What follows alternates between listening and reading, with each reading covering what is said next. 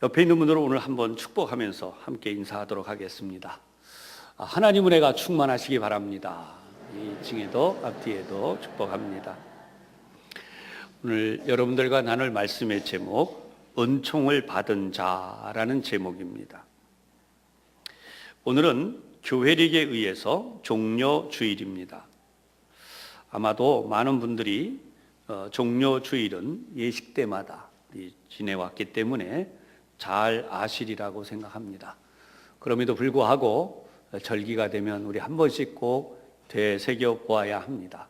그래서 종료주일이 어떤 주일인가 잠시 생각하면, 이 종료주일은 하나님께서 이 선지자들을 통하여 미리 말씀하신 사건이었다라는 거죠. 예수님이 예루살렘에 입성하실 때에 많은 무리들이 종려 가지를 흔들면서 영접했어요. 그래서 이러한 사건을 중심으로 종료주일이다라고 하는 명칭을 붙이게 된 것입니다. 오늘 종료주일을 시작으로 이제 이 한 주간을 고난주간이다라고 합니다. 왜냐하면 예수님이 이 예루살렘에 입성하시면서부터 예수님은 오히려 고난을 받으셨다는 거죠. 따라서 이 역사적 사건을 통하여서 이 기도하신 우리 장로님도 그 기도를 하셨지만, 온 교우들이 이 고난주간이 왜 존재하는가, 이 고난 기간 동안 우리가 어떤 믿음으로 살아야 되는가 돌아보는 그런 시간을 가지는 것입니다. 구약 성경을 보면 스가랴 9장 9절에 이 말씀이 있습니다. 시온에 따라 크게 기뻐할지어다, 예루살렘에 따라 즐거이 부를지어다. 보라, 네 왕이 내게 임하나니 그는 공의로우며 구원을 베풀며 겸손하여서 나귀를 타나니 나귀의 작은 것 곧 나귀 새끼니라. 이 말씀이 있어요. 이것은 선지자를 통하여 하나님이 말씀하신 것이다 라는 거죠. 이 말씀이 우리에게 주어짐으로써 예수님은 예루살렘에 입성하실 때 이 말씀대로 행하셨어요. 여러분, 오늘날 우리는 이 왕이라고 하는 데 대한 분명한 개념이 많이 없어요.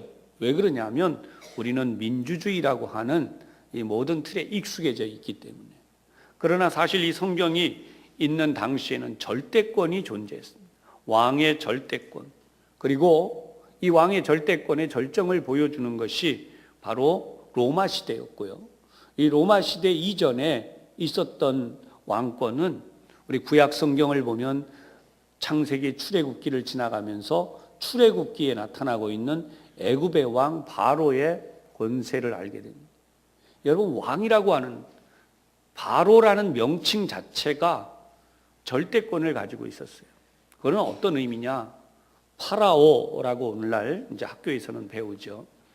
이 파라오라는 명칭 자체가 태양의 아들이라는 뜻이에요. 스스로 절대자라는 뜻입니다.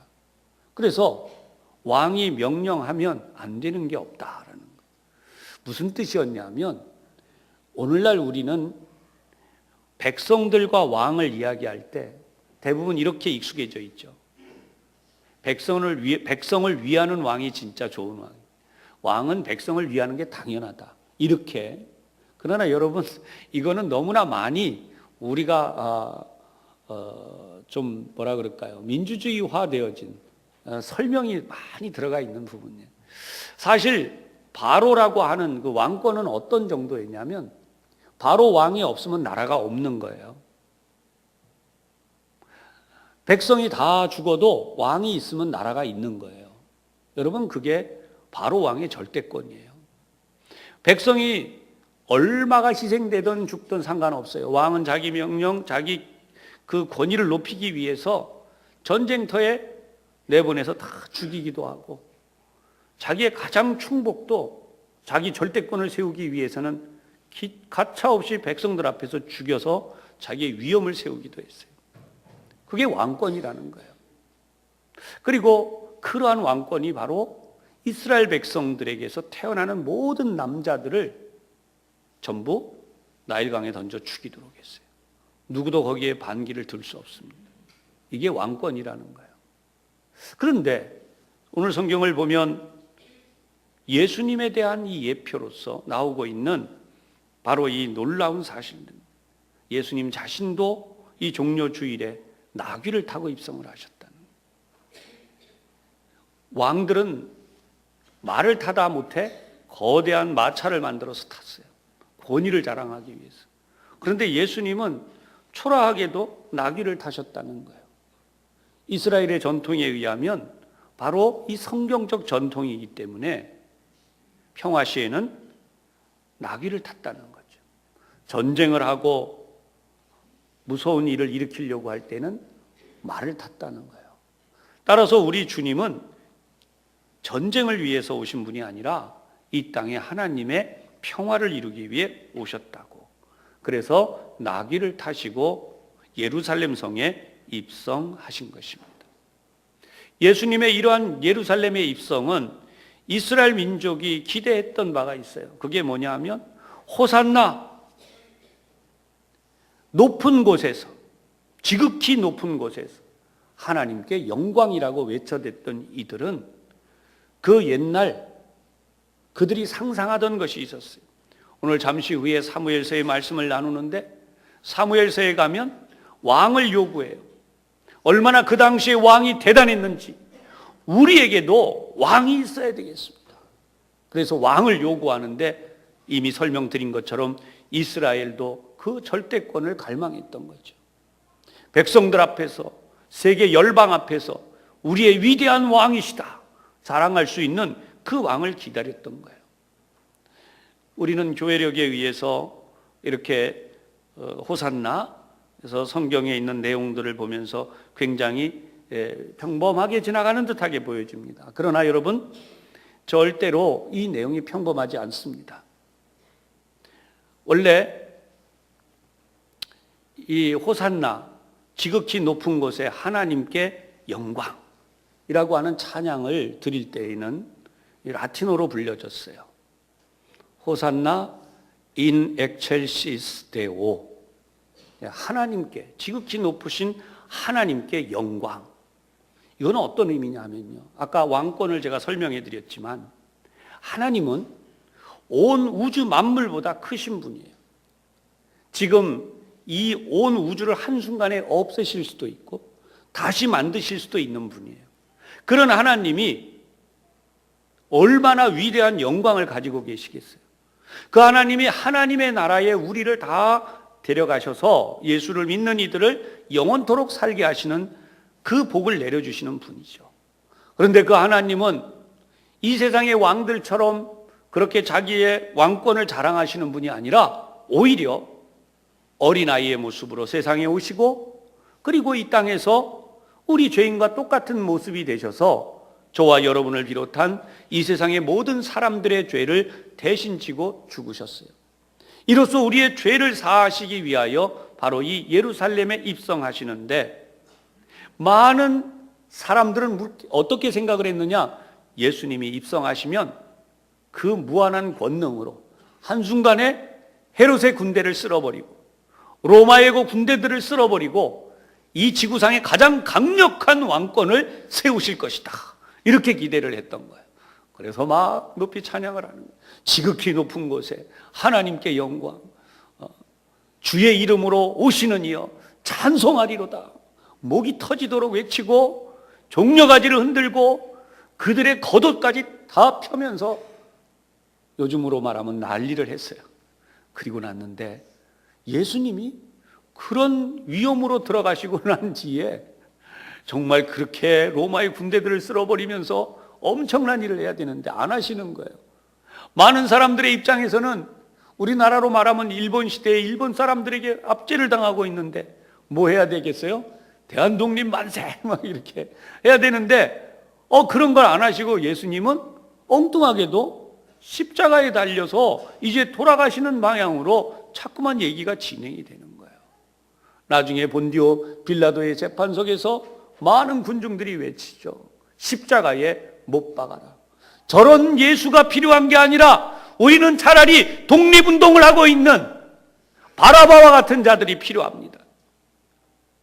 그러니 그런 바라바와 같은 이는 놔주고 예수는 십자가에 못 박으라고. 결국 예수님이 십자가에 못 박혀 죽으시죠. 여러분, 이 한 주간 흘러가는 내용이 어떻게 될까요? 오늘 주일에는 예수님이 나귀를 타고 예루살렘에 입성을 하시죠. 그리고 월요일에는 무화과 나무를 저주하시고 성전을 성결하게 하세요. 왜 무화과 나무를 저주하셨죠? 열매 없는, 잎사귀만 무성한 그런 신앙생활 하면 안 된다는 거예요. 도표를 여러분 보시면 금요일 날부터 나와 있는데요, 베다니의 입성에서부터 쭉 차례로, 그래서 오늘 세 번째 칸쯤에 있습니다. 주일, 그리고 월요일, 화요일에는 예수님의 권위에 대한 논쟁이 일어납니다. 성전에서 예수님이 가르치시면서 바리새인과 변론하시죠. 그리고 마리아가 예수님께 향유를 부어서 장례를 준비합니다. 수요일은 특별한 내용이 없고요. 목요일입니다. 예수님은 잠시 후에 우리가 할 성찬 예식에 예수님이 만찬을 하십니다. 그러면서 이때 지상에서 제자들과 마지막 설교를 하시고요. 그 다음 밤새도록 겟세마네 동산에서 피땀을 흘려가며 기도하십니다. 그 유명한 겟세마네의 기도이죠. 그런 다음 날이 밝아오는 금요일 새벽에는 체포되셔서 산헤드린 공의회에 끌려가신 다음 말도 안 되는 엉터리 재판을 받으십니다. 그리고 산헤드린 공의회에서는 진짜 하나님의 아들을 자기 스스로 가짜인데 진짜라고 말하고 있다, 잘못되어진 자다라고 해서 하나님을 모독한 죄로 드디어 결론을 내리고 빌라도에게 넘깁니다. 반드시 사형받아야 할 죄목을 답니다. 그게 뭐냐 하면 그는 유대인의 왕이라고 자칭하고 있기 때문에 그를 죽여야 한다라는 죄목입니다. 그러나 실제로 예수님은 유대인의 왕이셨죠. 결국 예수님은 십자가에 달려 죽으십니다. 그런 다음 토요일 주일 새벽까지 무덤에 장사된 바 되어 계시다가 부활주일, 우리 돌아오는 부활주일이죠, 새벽에 하나님의 능력으로 부활하십니다. 죽음의 권세를 이기시고 승리하신, 이것이 한 주간의 행적입니다. 우리 모든 교우들이 이 기간을 통해서 하나님의 더 풍성하신 은혜를 누릴 수 있기를 주님의 이름으로 축복합니다. 오늘 본문에 나와 있는 이 내용들을 통해서 여러분들과 함께 은혜를 나누려고 하는데요, 오늘 본문에 보면 두 가지 중요한 사실입니다. 사무엘이 점점 자라면서 하나님께, 여호와라고 기록이 되어 있어요. 여호와와 하나님께 은총을 받았다. 그 다음 사람들에게 은총을 받는데 더욱이라는 표현이 되어 있어요. 이미 사무엘은 은총받은 자예요. 그러나 점점 자라면서 더욱 은총을 받았다라고 하는 거예요. 여러분, 시대를 불문하고 모든 가정마다 일어나는 공통된 사건이 있어요. 그게 뭐냐 하면 자녀의 문제이죠. 자녀들이 없다면 모르지만 자녀들이 있다면 그 옛날 그 시대의 어떤 집안이든, 아니면 오늘 이 시대의 집안인, 아니면 다음에 어떤 집안이 됐든 간에 자녀들이 태어나면 반드시 자녀의 문제가 있고요. 또 자녀가 안 태어나면 그것 때문에 또 좀 고민하고 안타까워하는 일들이 일어납니다. 놀랍게도 이 자녀의 문제가 하나님의 응답, 하나님이 주시는 응답 속에서는 민족을 하나님 앞에 세우고 또 위대한 인물이 되어서 하나님의 뜻을 이루는 사건이 바로 오늘 본문에 일어나고 있는 이 주인공인 사무엘을 통해서 알려지는 일이에요. 어떻게 해서 하나님께 은총을 받을 수 있는가? 그리고 사람들에게도 은총을 받을 수 있는가? 사실 이 표현은요, 좀 더 우리가 실감나게 표현하려면 이렇게 되는 거예요. 하나님께는 더욱 큰 복을 받고 사람들에게는 더욱 높임을 받고. 여러분, 오늘 하나님이 우리에게 이 복을 주실 수 있기를 주님의 이름으로 축복합니다. 어떻게 하면 우리가 이 복을 받을 수 있을까요? 어떻게 하면 우리가 이런 정말 멋진 자녀를 길러낼 수 있을까? 이것이 오늘 여러분들과 나누려는 5가지 내용입니다. 첫 번째, 하나님께 나아간 어머니가 있었다는 거예요. 여러분, 인간적으로 뛰어넘게 가장 어려운 문제가 뭐냐 하면 자녀를 출산하는 거예요. 아무리 아이를 낳고 싶어도 못 낳아요. 이거 어떻게 할 거예요? 성경을 보면 이 집안에는 한나와 브닛나라는 두 여인이 살았어요. 물론 남편을 통해서 자녀를 낳을 모든 준비가 돼 있죠. 그런데 어쩌자고 한나는 아이를 못 낳아요. 브닛나라고 하는 여인은 자녀를 막 놓는 거예요. 그것 때문에 막 집안에서 고통과 어려움들이 일어납니다. 어쩌란 말이냐 이거죠. 이럴 때 결국 포기할 수밖에 없어요. 이 성경 시대에 아이를 낳지 못하는 여인은 이혼하는 수준이 아니라 쫓겨납니다. 살아갈 길이 막막해지는 거예요. 그럴 때 한나는 포기하지 않고 하나님께 나아갔어요. 사랑하는 여러분, 오늘 우리가 한번 생각을 해보자고요. 한나가 하나님 앞에 나간 데는 단 하나예요. 다른 길이 없기 때문입니다. 여러분, 우리가 하나님의 복을 받는 길은 딱 하나. 다른 길이 없다고. 하나님께 나가는 길밖에 없다고. 하나님께만 그렇게 나아가서 매달릴 때에 하나님의 복을 받는 거예요. 우리 자녀들 다 길러보시잖아요. 여러분 다 이렇게. 남자들은 대부분 군대를 가죠. 군대 가면 이 군대를 거치지 않으면 안 되니 다른 길이 없어요. 훈련받고 군대를 거쳐 나와야 돼요. 그렇기 때문에 거기 가면 다른 길이 없다. 죽자 사자 그냥 하는 거예요. 그리고 군대를 마치고 나오게 되죠. 마찬가지로 우리의 자녀들에게 우리 이렇게 얘기하잖아요. 야, 제발 공부 좀 해라. 근데 사실 공부하라고 보내놨더니 잘 안 해요. 안 하는 자녀들 꽤 있어요. 그죠? 근데 잘 생각해 보세요. 우리 자녀들이 왜 공부를 잘 안 할까요? 뭐 자기들도 하고 싶어 해요. 뭐 안 하겠습니까?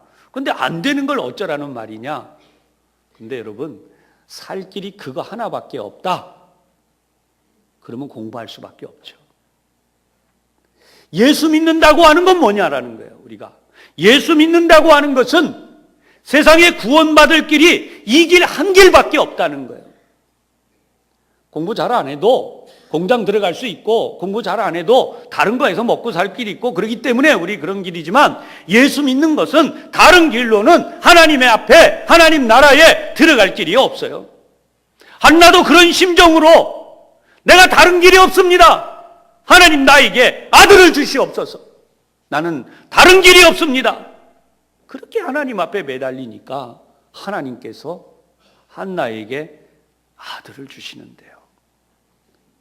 하나님 나에게 아들을 주시면 하나님 전에 바치겠습니다. 평생 하나님만을 섬기는 나시린으로 살아가게 하겠습니다.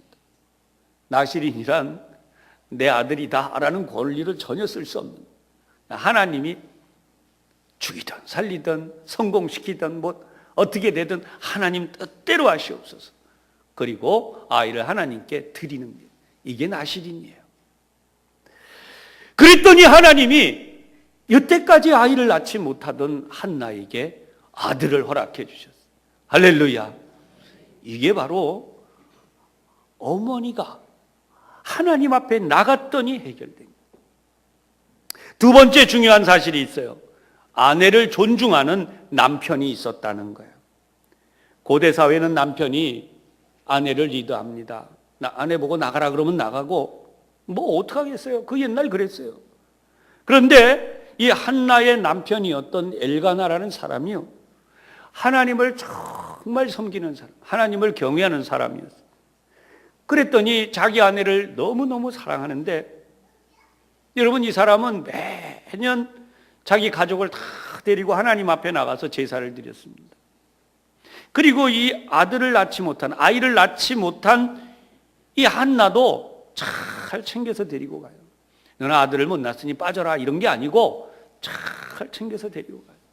성경을 보면 한나 옆에서 브닛나라는 여자가 계속 안 좋은 말을, 무슨 말 했겠어요? 애도 못 낳는 것이, 애도 못 낳는 것이, 계속 옆에서. 그냥 얼마나 속에서 불 붙는 것 같겠어요. 그래 하나님 전에서 예배를 드리면 우리도 예배드리고 난 밑에서 저 친교실에서 식사를 하는데, 이거보다 더 대단한 것이 그때 당시에 이제 식사를 나누는 거예요. 하나님 앞에 제물을 드리고 난 것을 가지고 가족이 나누어 먹는, 이 복을 나누는 자리예요. 이 자리에서 한나에게도 이렇게 막 음식을 나눠주고 챙겨주는데, 한나가 너무 마음이 아프니까 못 먹는 거예요. 막 남편에게 막 울고. 그래, 남편이 아무리 위로해줘도 이게 위로가 안 되는 거죠. 어쨌든 그런 중에도 불구하고 이 아내를 극심히 위하던 사람이었다. 막 우는 아내를 보고, 내가 여러 아들보다 내가 낫지 않냐, 남편인 내가 당신을 위해주면 되지 않냐, 그런데도 위로가 안 돼. 참 아내를 존중하는 남편이 있었다는 거예요. 세 번째는 순종하는 아들 사무엘이 있었다. 아들이 순종하는 사무엘이었다는 거예요. 성경을 보면 사무엘이 젖을 띠자마자 이렇게 데려다가 하나님의 전에 바쳐요. 엘리 제사장 집안에. 생각해 보세요. 이 아이에게 이렇게 하나님 전에 데려가려고 하는데, 아이가 말하기를, 엄마, 나 떨어지기 싫어. 나 여기 못 있어. 매년 제사로 갈 때마다 막 애가 발부대기를 치고 울고, 나 못 간다, 못 있겠다 그러면 어떻게 해요? 데려와야죠. 그죠? 죽겠다는데. 그런데 사무엘은 성경을 보면 절대 그러죠. 어릴 때부터 에봇을 탁 입고 하나님의 전에서 아주 어른들 못지않게 잘 하나님을 섬겼다는 거죠. 여러분, 이 성품이 어디서 나왔을까요? 하나님 앞에 간절히 기도했던 바로 그 한나 어머니의 소원을 하나님이 들으시고, 태에 있을 때부터 교육을 했고, 태어났을 때부터 너는 하나님을 잘 섬기고 하나님의 전에서 살아야 된다. 이 아이가 젖을 딱 띄고 났는데 몇 살이겠어요? 뭐 우리식으로 아무리 오래 있었어도 2살 아니면 3살이잖아요. 이 어린 것을 띄워놓고 가는 엄마의 심정이 얼마나.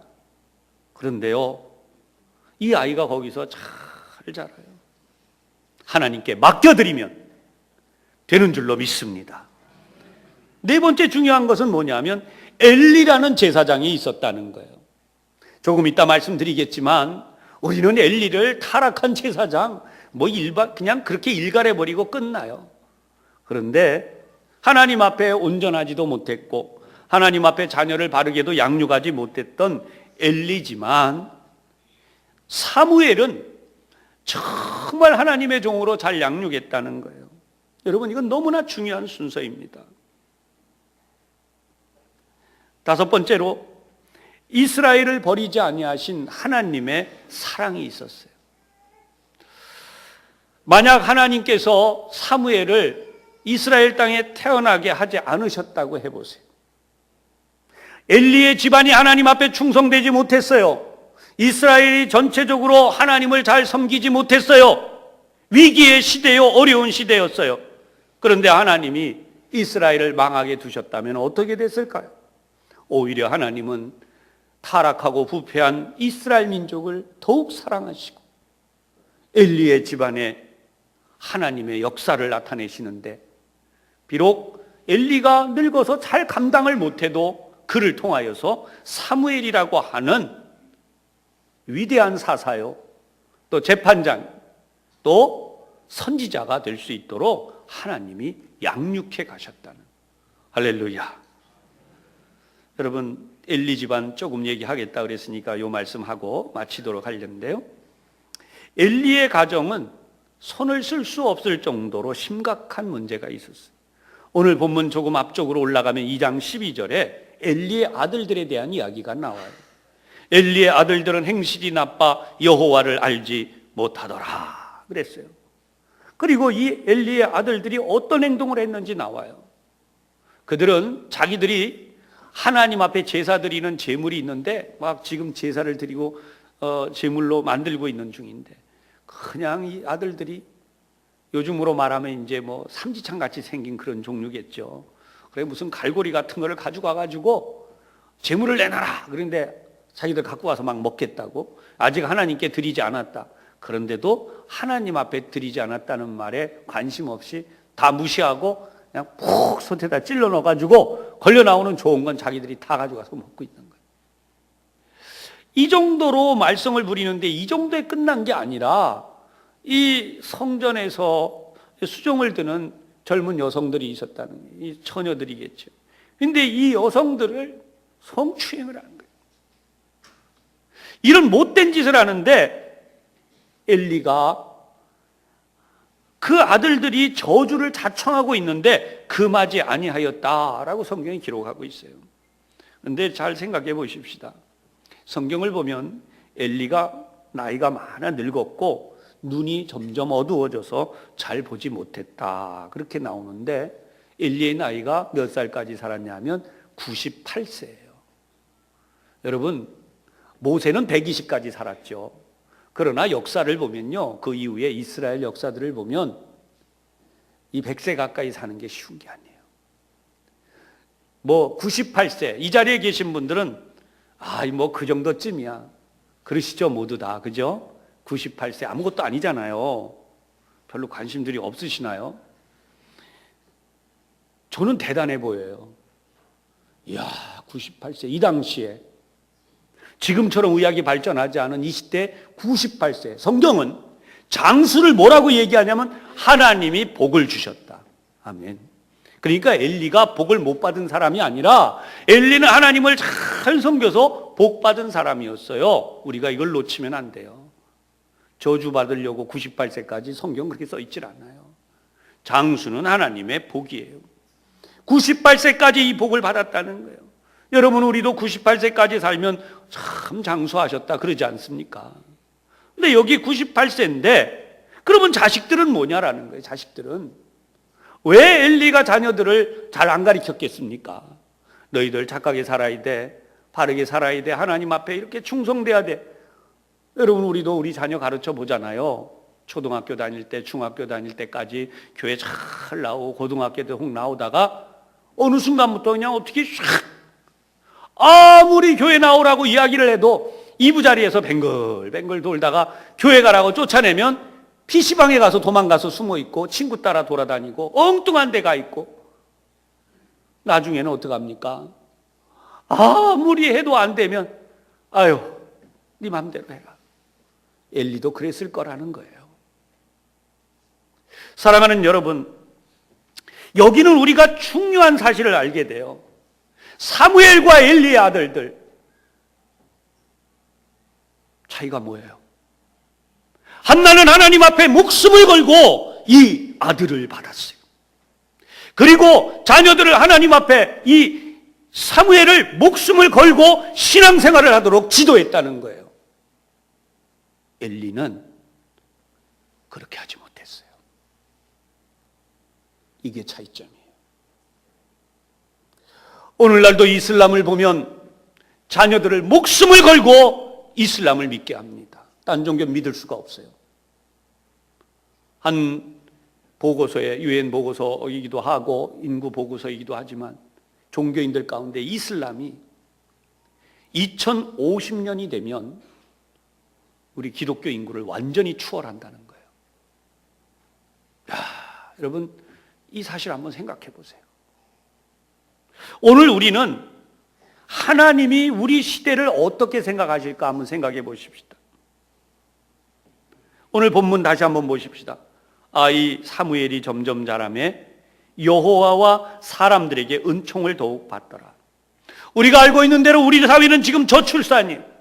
불신앙의 시대, 인구 절벽의 시대, 수많은 장애물들이 있어요. 그러나 사무엘 시대를 생각해 볼 때 우리 사회는 사무엘 시대보다 훨씬 좋은 삶, 살기 좋습니다. 우리나라 젊은이들이 인터넷에 댓글을 달아요. 이게 나라냐? 이게 나라냐? 이래. 우리나라가 나라가 아니라는 거예요. 나라 같지도 않은 나라다. 근데 여러분, 한국어 시험을 치르는 날은 여전히 동남아는 물론이고 저 티벳 고원에 있는 거기까지 무수한 사람들이 코리안 드림을 꿈꾸며 이 땅에 한국어 시험을 치르러 와요. 한국에 와서 살겠다고. 이게 나라냐가 아니라 이게 나라면 그 사람들이 왜 와요? 미국에서도 돌아오잖아요. 여러분, 이 좋은 땅에 살면서 이게 나라냐? 엘리의 아들들이 따로 있는 게 아니에요. 여러분, 막 나가는, 오늘 우리의 서글픈 현실이 분명히 있습니다. 많은 분야의 지도자들에게 실망하고 우리 기독교계에도 실망들이 여기저기 있는 일입니다. 그러나 하나님은 분명히 사무엘을 세워주실 줄로 믿으시기를 바랍니다. 이 사무엘을 세울 분들이 바로 여러분들이에요. 사무엘이 자라날 당시엔 사람들이 누군지 사무엘을 몰랐어요. 그러나 그가 어느 날 우뚝 서서 하나님의 제사장으로, 선지자로, 사사로 쓰임받을 때에 저 아이가 바로 사무엘이구나. 그것이 오늘 본문이에요. 사무엘이 점점 자라매 여호와와 사람들에게 은총을 더욱 받더라. 여러분의 아들, 딸, 여러분의 손자, 손녀들이 사무엘이 될 수 있는데 그들을 그렇게 만들 수 있는 것은 바로 여러분 자신이라는 사실을 기억하시기를 바랍니다. 아울러 이 자리에 우리 중고등학생들이 있는데 여러분들이야말로 이 나라 대한민국을 세울 사무엘이라는 사실을 잊지 말고 믿음으로 잘 성장하고 하나님의 뜻을 이룰 수 있기를 주님의 이름으로 축복합니다. 기도하겠습니다. 자비로우신 하나님, 오늘 저희들이 처한 이 현실을 바라보며 하나님 외에는 우리가 살 방법이 없음을 다시 한번 깨닫습니다. 하나님, 저희들을 살려주시고 저희 세대가 일어나게 도와주시고 사무엘과 같은 하나님의 일꾼들을 일으켜 주셔서 이 나라 이 민족이 하나님의 복을 받게 하여 주옵시고 온 세계 열방 가운데 쓰임 받게 하여 주시옵소서. 예수님 이름으로 기도하옵나이다. 아멘.